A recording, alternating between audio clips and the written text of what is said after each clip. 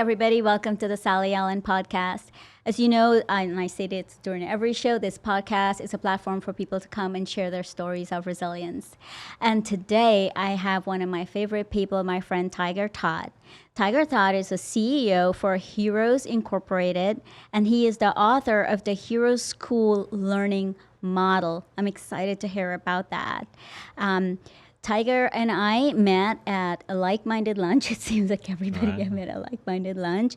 There's one thing I want to mention. Tiger does something very interesting around cities. He teaches employees in cities how not to produce more homeless people. And I am really intrigued about that and can't wait to hear about it. So Tiger, I haven't heard your story before, so take it away. Well, thanks for having me on your podcast. What's hard for me is telling a story, right? So we go to like-minded lunch, right? And things are about telling a story. But as a scientist who discovered the 4 habits of homelessness, habit 4 is actually talking back, telling a story. So in order to be effective to free as many tens of thousands of folks from homelessness as I have, I got in this habit of never telling a story. So anyway, it's very difficult for me to break a rule to do so. But anyway, ask a more pointed question. I'll be a very good guest. Okay. All right. Yeah. So you started talking about the 4 habits of homelessness? Of homelessness, Of sure. homelessness. Yeah, so you think about it. When I was a philanthropist, right? So it was the 1990s. I just retired from my business, and I was the guy people come to write a check to help the homeless. Well, I treated them like humans, and I was really shocked. I was fascinated, actually, that so much of what it meant to be human was lost in higher education, particularly graduate school. And so what I did is I looked at a uniquely human perspective of who the homeless were, and there's one truth about human beings, and that is the uniqueness of humans to the planet. Human beings become what they learn. Right? So I mean, if we went to UNLV, went to some university, and we found a bunch of people graduating from engineering school, right? We know they're becoming engineers. How? Because they acted like students to people who had mastered this discipline of engineering. Right. And if they did the homework for some period of time, they'd become engineers, right? Right. People who learned plumbing would become plumbers. Yeah. And who learn law learn how to Yeah. teach, right? Humans become what they learn. I see where you're going So with this. now imagine me not knowing anything but that one truth, and I walk into this park with 1,854 people lined up to get the food I was paying for. And I had to try to find out, what did they learn that turned them into the same kind of person in the park this day? And I found 4 things. Oh, that's interesting. Share with us. I want to talk less. I want to hear what you have to say. So I call these the 4 habits of homelessness. I eventually, studied this over the next 10,213 that I helped get through the park there for the next 3 years. But it was also the same 4 habits. And I will say this, right? I didn't know anything when I started. Right, you don't know what you know. You don't know what your parents have taught you about entrepreneurship, for example. Yeah. And I think it was Covey, Stephen Covey, who I think he transliterated somewhere from the Buddha, right? He said that, we don't see the world as it is, we see it as we are.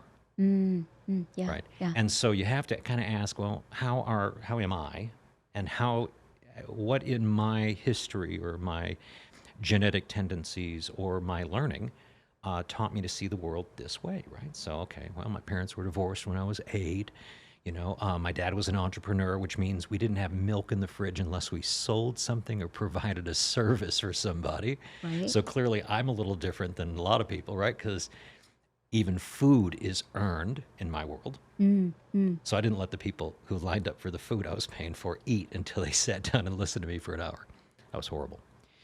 But as I walked this line, though, as they were waiting, I found 4 habits, 4 things that were the opposite of what I think I learned from my dad and all of his friends, which I called the 4 laws of entrepreneurship. So let me ask you this. This was the first time you walked through the park and walked through that line, and this came to you? Yeah. Wow. Amazing. Okay. Yeah, I feel like it's the Slumdog Millionaire approach to being an expert, right? You don't know the 1,000 things that these other experts know, but you know the 16 things, right? To Yeah, make yeah. it through the movie, to get to the phone, to make the call, to get your girl, right? Right, right. Anyways, I just happen to be that guy. So you That's want to know what the four incredible. are? I've been waiting. Okay, okay. And it's interesting because I just filled up the car, right? And I'm at a gas station. Right. And I realized that we have, as a culture, there's so many educational processes in culture. And one of those cultures is self-service gas. And we have to think that everything we do teaches something. Right. And if we become what we learn, it changes us. So self-service gas, you put your card in, you have to pay first. But the entrepreneur, our first law is we add value first, right? We invest, we do a free consultation, we invest in somebody else first. And so what just pay at the pump has done is created an entire generation of people that are further away from the entrepreneur add value first mindset, right? Because if you see someone that won't move an inch unless they're paid first, you're going to have lesser people in your community. So now let's look at the 4 laws of an entrepreneur. They add value first. They take the blame, even for stuff they didn't do. That's interesting. Well, you think the customer is always right. Well, the customer isn't always right, but Right. you're the last line of defense in that company, right? It's not. This is not the military. I mean, God bless the military, but you know they say there's extreme accountability. Well, yeah, but there's a whole level beyond that, where you take the blame even for stuff you didn't do. And that comes from the myth of Orestes. That comes from Greek mythology, right? The Greek youth, Right, right. Orestes, right? Who was, you know, torn between 2 no-win situations. Okay? So the third law, that's the pillars, if you will, that support this entrepreneur type of person that I learned from my dad, is that we learn vertically. And I say vertically, meaning, let's say what Emerson said. Ralph Waldo Emerson said, every man, every human, is my superior in some way, in that I learn from him or her. Right. Right? We just respect that you know stuff I don't know. You're good at stuff I suck at. Right. In that, I'm going to learn from you. Yeah. So that's the third law, right? You have a vertical. You learn vertically. You learn from an expert. Expert. Yeah. Yeah. And then finally, when you find a Mr. Miyagi or a Mr. Han or an Edna Mode in The Incredibles, right? Hence Hero School. I drive math from movies to create a way to change a lot of people at one time in the real world, not just one person changing Right. on a screen, but the entire audience. So, so when you do get that Edna Mode and she says, do this, you just do it to prove it. You know, when Mr. Miyagi says, wax the car, you just start waxing. And we're in an age where people are like, well, I don't think I should have to wax, right? Well, that's actually habit 4 of homelessness. We called it being unteachable. But habit 4 of every single one of the homeless people in that park, which I said, well, this is what made you that kind of person, Right. is that when an expert showed up, someone who was able to retire from his business, who had employees, a different kind of person, and I'm trying to teach you how to be that kind of person instead of the person in the park, they wanted to talk back and tell me something. So let's backtrack a little bit. You went to the park. You were donating financially. You were donating to homelessness. Somebody got you to donate. Yep. You went to the park to give a talk. Well, that's the response. So I go to the park just to see what they were doing. You went to see what they were doing. And the first week, I see all these people lined up to get food, and it was just the opposite of my moral ladder. It was just the opposite of how I was raised, right? Like I said, you know, how I saw the world. And that's what I was going. Yeah. Like, what was your mindset when you walk in there? Oh, so the very next week, I bought this massive sound system and rented chairs and gave another check to that charity and said, Right. gather them again. Okay. But that second week, I was ready for them. Right. And then I did it for the next 3.5 years, about every Saturday. So you did a talk while they're eating for the next 3.5 years. No, I didn't let them eat first. I set a class You in the set a park, class and in they the had to sit park. down for an hour and a half, 90 minutes like a movie, Yes. right? Because you have to accomplish That's the right. impossible and change the character That's in a right. movie. Peter Because if Parker. they eat, they'll leave. Well, yeah. Yes. If Peter Parker doesn't change, well, I mean, in public school, right? How, if you want to be like me, Yeah, you got to yeah. do like Like me. That's right. That's brilliant. It's practical. It's pragmatic. What's amazing is all these cities that do the opposite. So what made you do that, though? There was a mindset there when you walked in. What made you do that? You looked at them and you thought, I'm going to change this? What made you do that? Well, I don't think I had the thought. I know that, Simon Sinek says you start with why, but Yeah. see, for entrepreneurs, you don't even think you're way Right. ahead of why, right? Yeah. You respond, and I believe that response is something inside us already. Even words Right. like charisma that we get from the Greek, it's really charisma, right? And the root Right. word is charis. But charisma, defined in English from the Greek word, means the divine influence on the heart and its reflection in the life. Yeah. And the times when we read like a New Testament or an old Greek text and we see the word gift, Right. right? It's the same word, charisma. Right. Right. And so grace, same word, charisma. We see gracias as thank you, Yeah. but it really is a gift. Right. And it's fascinating. So whatever it was that responded to that was authentic. Can I give you another Viktor Frankl for your, because I mean, Viktor Frankl, right, the guy that survived the 4 Nazi concentration camps. But this is about 1999 when I first read the book. And I immediately, when I asked the Jewish Federation, do you have any of these books? I said, well, who's Viktor Frankl? I'm thinking, oh my God, the one person you should read, right? So I bought like, I think 30 books for their library here in Las Vegas. And, but so many things were just key. And he talks about what's authentic, an authentic human response. And what I'm trying to do is if you're going to get actual transformation, you have to activate the actual human. Right. And so, for example, I would go like in a class. Let's say I'm teaching, CEOs or maybe people in a city. I just got back from Seattle, and we're talking about, okay, here's the difference between evoked, which is authentic, and just provoked, the stuff we normally do, Right. the outside, the extrinsic. And I said, okay, everyone just laugh, and people will start going ha ha ha ha ha ha. Well, what that does if you do it in a group, is then the people will authentically laugh Right. at the fake laugh. Yeah. Right, it's kind of like in Guardians of the Galaxy, right? Rocket Raccoon, that's a fake laugh. It's real, right? So, Yeah. so authentic is where our power is, right? It's kind of like that divine influence on the heart. So, whatever we, again, I knew none of this in the beginning. I was just responding intuitively from what was in me that I didn't know was there. Right. That got activated when I walked into a park, right? And now, of course, I had to break it down, turn it into a school of psychology, and all these different learning modules to activate it on purpose. Okay. So going back to, you spent 3 years in the park. Yes. What happened? So their mindset is shifting as you are going there every week and talking to them. How did you turn this into a whole program, the Heroes School? Well, that's a great question. The truth is they changed every week. It was a different group every week. Okay. So again, I didn't think. Let's just put it right there. Yeah. Yeah. Looking back, right, I just did it. And I didn't realize that, we don't see the world as it is, we see it as we are. I didn't realize that I'd watched so many movies and read so much Greek mythology that in every hero story, these components were there. So they were like built into me. It's like somebody who plays basketball, didn't, go to a school or a class on basketball, but they know how to play, right? Because the stuff was loaded. They watch basketball. Yeah. So I just watched a lot of movies throughout my electronics business.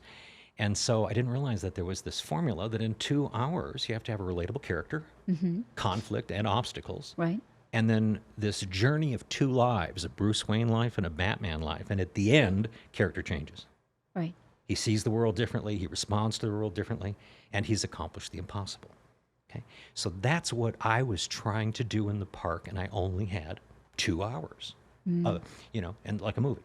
So I didn't think it couldn't happen because I was an arrogant entrepreneur, right? I wasn't thinking, well, we got to get this done in 2. No, I just figured it had to happen. And I was ticked off at the 7.5%. The success rate was 92.84%.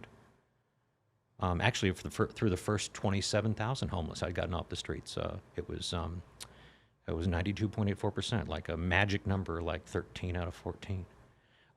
Yeah, so if it doesn't happen in 2 hours, what happens is, and I think people know this in drug rehab, and people become dependent on the person helping them. Right. If you spend too much time, you start to create all kinds of other issues that now we have to solve later. So, speed is where it's at. Whoever came up with the first movie or maybe the first mythology, genius.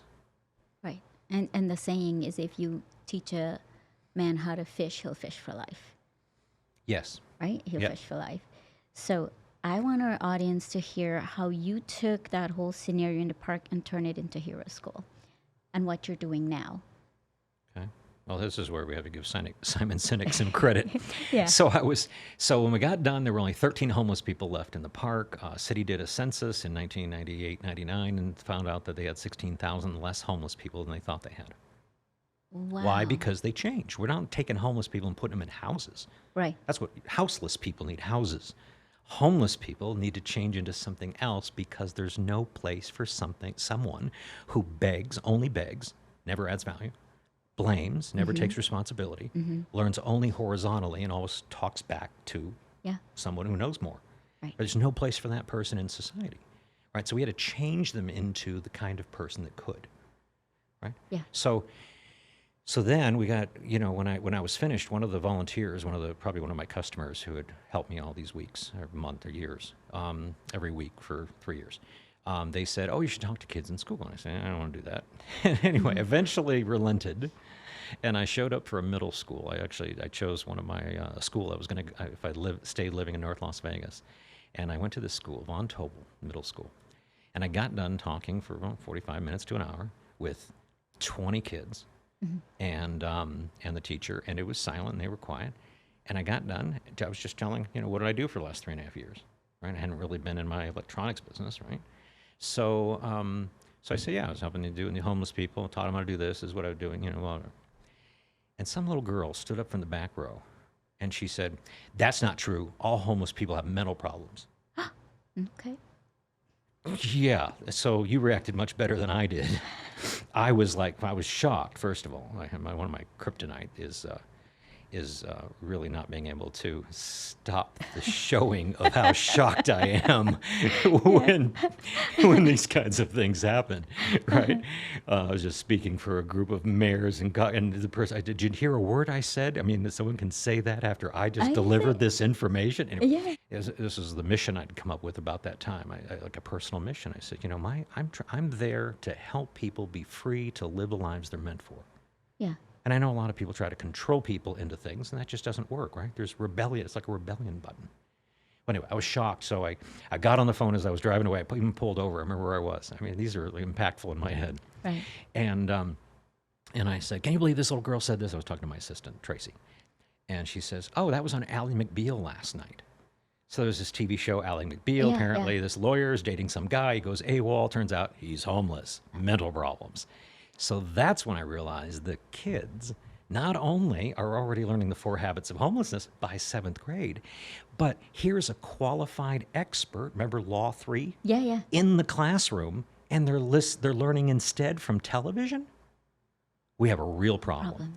So that's when my commitment level changed. That's when I decided to go all in on this process of changing. And so I started going to schools, and of course that's when I started developing curriculum, the school of psychology, what does it mean to be a hero, and what is it, all the other components of that hero's journey and transformation.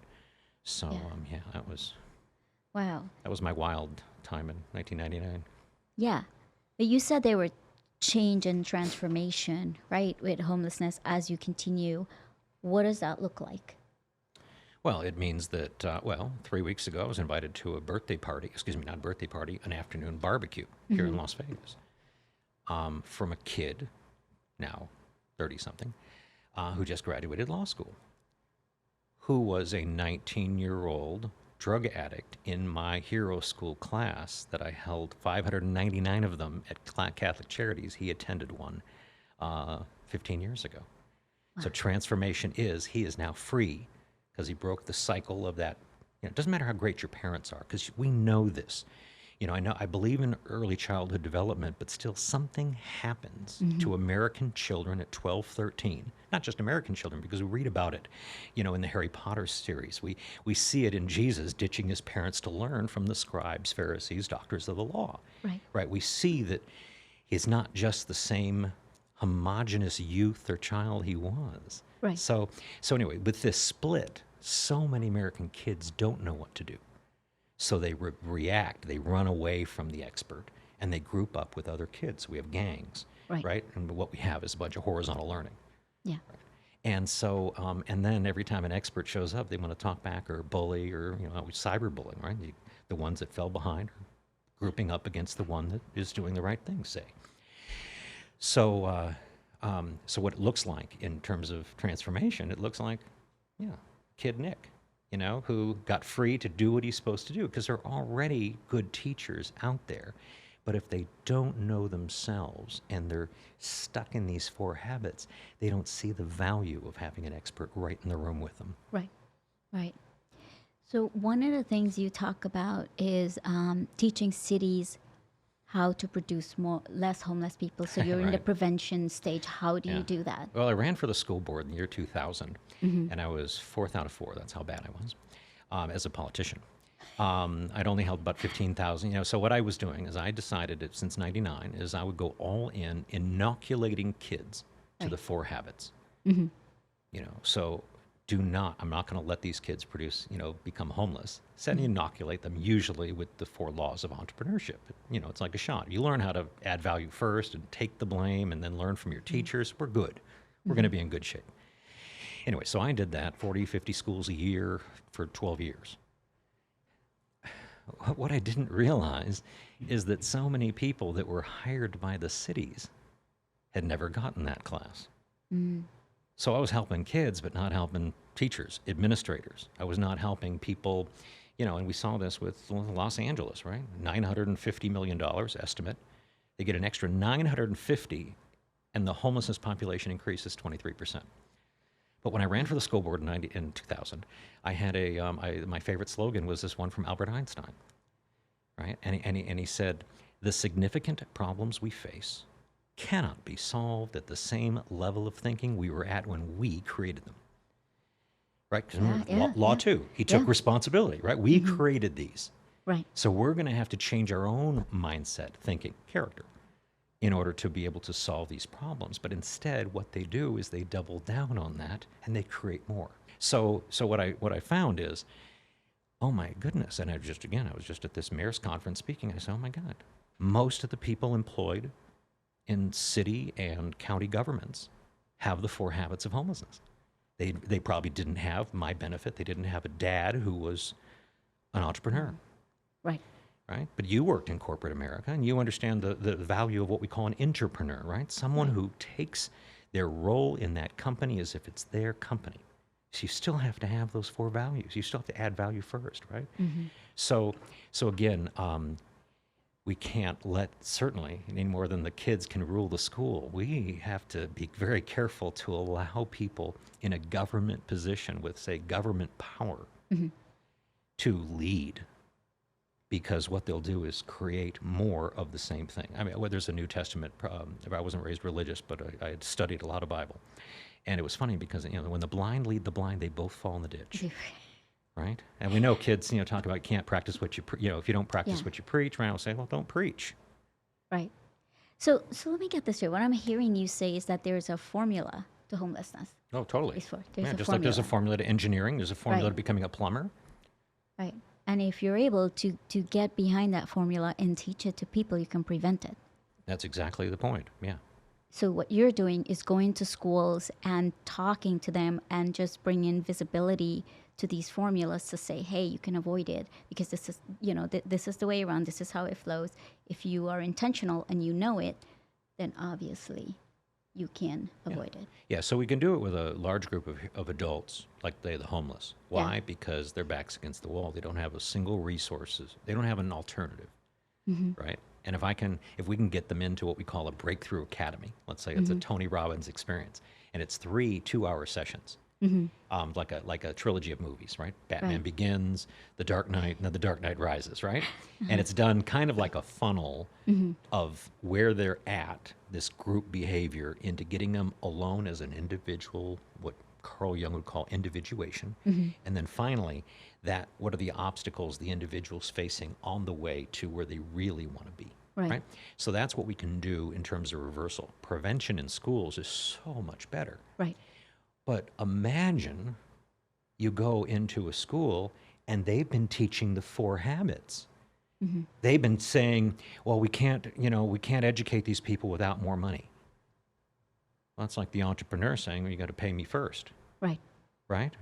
I got, well, they should, anyway, so we, we have created such obstacles without this philosophy planted in those areas that it's become harder and harder and worse, that we eventually create more, I'm going to say, transformation resistant humans, people, right? Because now, you got to do all kinds of things, neutralize all kinds of stuff before you can start freeing them from homelessness, because they've just been trained to, I'm going to get my house from these people, and I'm going to get my food here, and I'm going to get my medicine from here, and I'm going to get, Right. and then they, there were, I think there was, whatever that study was 4 years ago, and I'd met with the governor in Honolulu and the mayor, and, trying to offer this instead of just housing, right? So you got to change the people. And I think it was the very next year that one hospital, it cost them $105 million that year for just 318 homeless people who overused services. That's staggering. It's staggering, and you'd think that's a big enough problem to call me to solve, Yeah. right? And yet they apparently just have different ways to go get their money, that they continue to deal with it.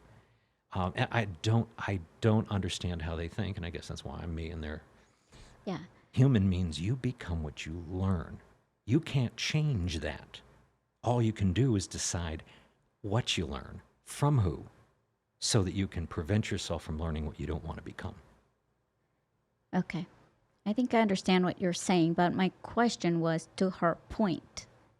To her point that we do have people who are mentally ill out there, and how does this apply to them when they don't have a clear mind to think about their future? Yeah, and I have two quick answers for that, Yes. because I don't want to run long here, but Yeah. there was a sociologist, last name Henslin, and what he decided to do is to try to see what's the story with the homeless. And I think it was St. Louis. And so what he did is he made himself homeless, and he committed to 2 weeks, no lifeline, knew no one, went into a city he was, that he had no connections in. He said that even just 1 hour after cutting every bridge, no phone, no one to call, no one to talk to, he was tempted to steal. So most of our assessment of mental illness being causal, it's actually a result. See, so, and when Yeah, let's say I was okay. in the park. Here was my data. Here were 30 people that Dr. Drew and everyone into the mental health initiative, because it's true. Yeah. But here are 30 people that I would say definitely mentally ill. After a 2-hour treatment where we're just aligning the inner human tumblers through a hero school, maybe 1 in 30 probably needed aftercare. So that's 29 times the people that we normally have to put through mental health conditioning. It's not mental health. It's just, look, no lifeline, burned a bridge, stole from my grandparents. It's super hot out, right? Yeah. Those are all post. Look, if you keep just begging and not asking for what you actually want and showing that you're going to add value, that's going to be hard. Right. And let me just give you the last one here. Habit 2, right? Blame. The blame is probably true. So to that point, I think our data was of every 30, 29 out of 30 it was just post-homelessness, mental illness, not causal. So what do you do now? Like, and how can, if people want to volunteer with you or do something, what do you do? How can people come alongside you? Several ways. Well, the most important thing is we've got to change the mindset of people in these city governments, right? And it's not. It seems like a horrible thing to say. Hey, you got to change your mind. But it's just that, no. Look, you guys are. I can't believe they work so hard on the front lines without the right tool, right? It's like even in schools. Why would you allow 16% for like the last 15 years? Only 16% of African American boys graduate. And they do all these additional programs, and they boost that up to 18%, right? And they're proud of themselves by a 20% increase or whatever that is.